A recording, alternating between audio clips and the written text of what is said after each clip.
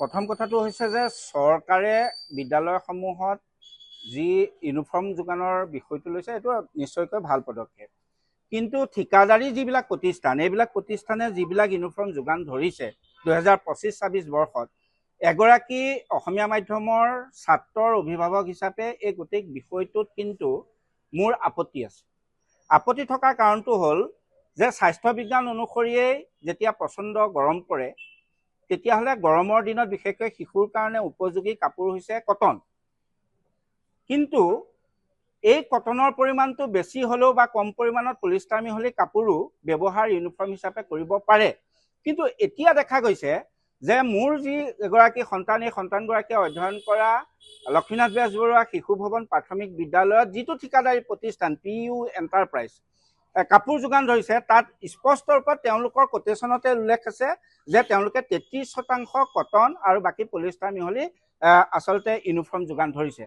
মুঠেও এইটো স্বাস্থ্য বিজ্ঞানৰ ফালৰ পৰাও এইটো কোনো কাৰণতেই শিশুৰ উপযোগী নহয়। 1 পৰা 14 বছৰৰ শিশুৱে এইটো এনেকুৱা ধৰণৰ পলিষ্টাৰৰ সংখ্যাধিক্য থকা ইউনিফৰ্ম পিন্ধিলে গৰমৰ দিনত আচলতে বিভিন্ন ধৰণৰ ৰোগৰ আচলতে কবলত পৰিব পাৰে, চৰ্ম ৰোগ হ'ব পাৰে বা ছাফকেশ্যনত পৰিব পাৰে। গতিকে এগৰাকী অভিভাৱক হিচাপে এই বিষয়টোত চৰকাৰৰ মই সুদৃষ্টি আশা কৰিছোঁ। মই এটা কথা স্পষ্টৰূপে প্ৰশ্ন কৰিব বিচাৰিছোঁ, যিসকল শিক্ষা বিষয়াই বা যিসকল প্ৰশাসনিক বিষয়াই এই 33% পলিষ্টাৰ মিহলি কটন মিহলি আৰু গৰিষ্ঠ সংখ্যক পলিষ্টাৰ মিহলি স্বাস্থ্যৰ অনুপযোগী ইউনিফৰ্ম যোগানৰ কাৰণে অনুমোদন দিছে, তেওঁলোকে তেওঁলোকৰ নিজৰ সন্তানক এনেকুৱা কাপোৰ পিন্ধাবনে নাপিন্ধায়? শিক্ষামন্ত্ৰীয়ে এনেকুৱা কাপোৰ পিন্ধাবনে নিপিন্ধায় তেওঁৰ সন্তানক? বা যিজন মিছন ডাইৰেক্টৰ তেওঁৰ সন্তানক অসমীয়া মাধ্যমৰ বিদ্যালয়তো তেওঁলোকৰ ল'ৰা ছোৱালীক নপঢ়ায়। শিক্ষামন্ত্ৰীৰ সন্তানেতো অসমীয়া মাধ্যমৰ বিদ্যালয়ত নপঢ়ে বা কোনোবা উচ্চ পদস্থ শিক্ষা বিষয়াৰ সন্তানেতো অসমীয়া মাধ্যমত নপঢ়ে। অসমীয়া মাধ্যমৰ বিদ্যালয়ত কোনসকল ল'ৰা ছোৱালীয়ে পঢ়ে যাৰ জাতীয়তাবোধ অলপ হ'লেও আছে, যি আচলতে প্ৰাইভেট স্কুলত পঢ়াবলৈ তেওঁলোকৰ আৰ্থিকভাৱে সক্ষম নহয়, সেইসকল লোকৰ সন্তানক লৈ পেলাই এনেকুৱা ধৰণৰ ল'ৰা ধেমালি কিয়?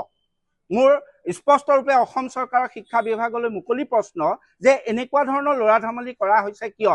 এনেকুৱা PU এণ্টাৰপ্ৰাইজৰ দৰে অলেখ আচলতে ঠিকাদাৰী প্ৰতিষ্ঠানক 70%, 80% পলিষ্টাৰ মিহলি কাপোৰ আচলতে ইউনিফৰ্মৰ নামত যোগান ধৰি পেলাই ল'ৰা ছোৱালীক বিপদৰ মাজলৈ ঠেলি দিব লগা পৰিস্থিতি কিয় উদ্ভৱ কৰাইছে, এইটো লৈ পেলাই গুৰুত্ব দিব লাগে, ব্যৱস্থা গ্ৰহণ কৰিব লাগে। কাৰণ আপোনালোক সংবাদ মাধ্যমৰ ব্যক্তি হিচাপে এটা কথা ভালকৈ জানে যে যোৱাটো বৰ্ষত ইয়াত 37°C গৰম হৈছে। যি গৰমৰ দিনত সাধাৰণ গৰম হ'লে পলিষ্টাৰ কাপোৰ পিন্ধিব নোৱাৰে, ডাঙৰ মানুহে পিন্ধিব নোৱাৰে, তেনে স্থলত সৰু সৰু ছাত্ৰ ছাত্ৰীয়ে পিন্ধিলে তেওঁলোকৰ স্বাস্থ্যৰ কি ক্ষতি হ'ব এই কথাটো ভবাটো দৰকাৰ। মই ইতিমধ্যে গোটেই বিষয়টো জিলা প্ৰাথমিক শিক্ষা বিষয়া, জিলা আয়ুক্ত মহোদয়ক ৰিটেনলি জনাইছোঁ আৰু যদি তেওঁলোকে ব্যৱস্থা গ্ৰহণ নকৰে আৰু এনেকুৱা ধৰণৰ শিশুৰ স্বাস্থ্যক লৈ পেলাই যদি ধেমালি কৰা কামবিলাক বন্ধ নকৰে তেতিয়াহ'লে মই আদালতৰ ওচৰলৈ যাবলৈও কুণ্ঠাবোধ নকৰিম বা প্ৰধানমন্ত্ৰী কাৰ্যালয়ৰ ওচৰলৈ চাপিবলৈও মই কিন্তু এই শিশুসকলক, বিষয়টো কেৱল মোৰ সন্তানৰ নহয়, বিষয়টো সামগ্ৰিকভাৱে অসমীয়া মাধ্যমত অধ্যয়নৰত লাখ লাখ ল'ৰা ছোৱালীৰ ভৱিষ্যতৰ কথা, তেওঁলোকৰ স্বাস্থ্যৰ কথা। গতিকে এইটোত কোনো কাৰণতে এৰি দিব নোৱাৰি, এৰি দিয়ালে ভুল হ'ব। প্ৰতিগৰাকী অভিভাৱিকাই সচেতনতাৰে এই বিষয়টো উপস্থাপন কৰা দৰকাৰ আৰু ময়ো এগৰাকী সচেতন অভিভাৱক হিচাপে অসমীয়া মাধ্যমত মোৰ ল'ৰাটোৱে পঢ়া এগৰাকী গাৰ্জেন হিচাপে মই এই বিষয়টো প্ৰধানমন্ত্ৰী কাৰ্যালয়তো অভিযোগ দিবলৈও কুণ্ঠাবোধ নকৰিম।